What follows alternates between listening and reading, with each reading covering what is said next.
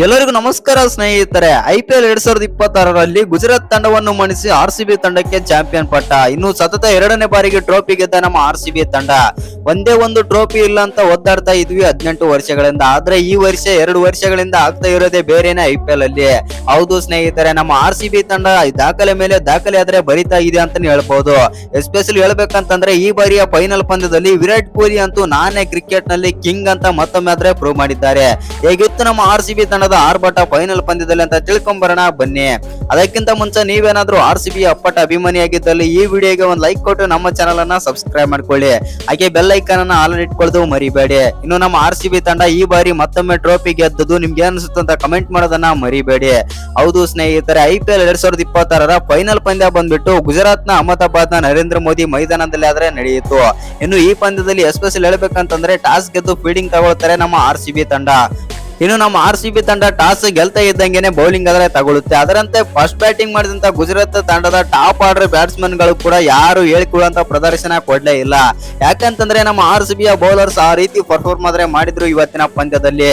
ಹೌದು ಸ್ನೇಹಿತರೆ, ಎಸ್ಪೆಷಲಿ ಹೇಳ್ಬೇಕಂತಂದ್ರೆ ಜಾಸ್ ಹೇಜಲ್ವುಡ್, ಭುವನೇಶ್ವರ್ ಕುಮಾರ್ ನಾವ್ ಯಾಕೆ ಚಾಂಪಿಯನ್ ಬೌಲರ್ ಅಂತ ಮತ್ತೊಮ್ಮೆ ಪ್ರೂವ್ ಮಾಡಿದ್ರು ಬಿಗ್ ಗೇಮ್ ಅಲ್ಲಿ. ಎಸ್ಪೆಷಲಿ ಸಾಯಿ ಸುದರ್ಶನ್ ಅವರ ವಿಕೆಟ್ ಅಂತೂ ಈಸಿಯಾಗಿ ಕಬಳಿಸುತ್ತಾರೆ ಭುವನೇಶ್ವರ್ ಕುಮಾರ್. ಹೌದು ಸ್ನೇಹಿತರೆ, ಸಾಯಿ ಸುದರ್ಶನ್ ಗಿಲ್ ಔಟ್ ಆಗ್ತಾ ಇದ್ದಂತೆನೆ ಯಾರು ಕೂಡ ಹೇಳಿಕೊಳ್ಳುವಂತ ಪ್ರದರ್ಶನ ಕೊಡ್ಲೇ ಇಲ್ಲ ಗುಜರಾತ್ ಪರ. ಇನ್ನು ನಮ್ಮ ಬೌಲಿಂಗ್ ಅಂತೂ ಟಾಪ್ ನಚ್ ಆಗಿತ್ತು ಇವತ್ತು RCB ಬೌಲಿಂಗ್. ಎಸ್ಪೆಷಲಿ ಹೇಳ್ಬೇಕಂತಂದ್ರೆ ಭುವನೇಶ್ವರ್ ಕುಮಾರ್ 2 ವಿಕೆಟ್ ತೆಗೆದ್ರೆ, ಜಾಸ್ ಹೇಜಲ್ವುಡ್ 2 ವಿಕೆಟ್ ಆದ್ರೆ ತೆಗೆದಿದ್ದಾರೆ.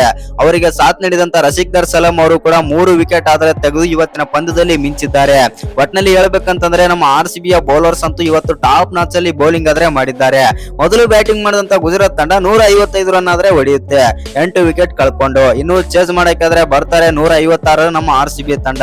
ಇನ್ನು ಮೊದಲನೇ ಓವರ್ ನಲ್ಲಿ ವಿಕೆಟ್ ಹೋಗುತ್ತೆ ಅಂತ ಎಲ್ಲರೂ ಅಂದುಕೊಂಡಿದ್ರು. ಆದ್ರೆ ಕಥೆನೆ ಬೇರೆ ಮಾಡಿಬಿಡ್ತಾರೆ ವೆಂಕಟೇಶ್ ಅಯ್ಯರ್ ಅವರು ಈ ಪಂದ್ಯದಲ್ಲಿ 16 ಬಾಲ್ ಅಲ್ಲಿ 32 ರನ್ ಆಡಿ ಪಂದ್ಯದ ಗತಿಯನ್ನೇ ಬದಲಾಯಿಸಿಬಿಡ್ತಾರೆ ಪವರ್ ಪ್ಲೇ ನಲ್ಲಿ.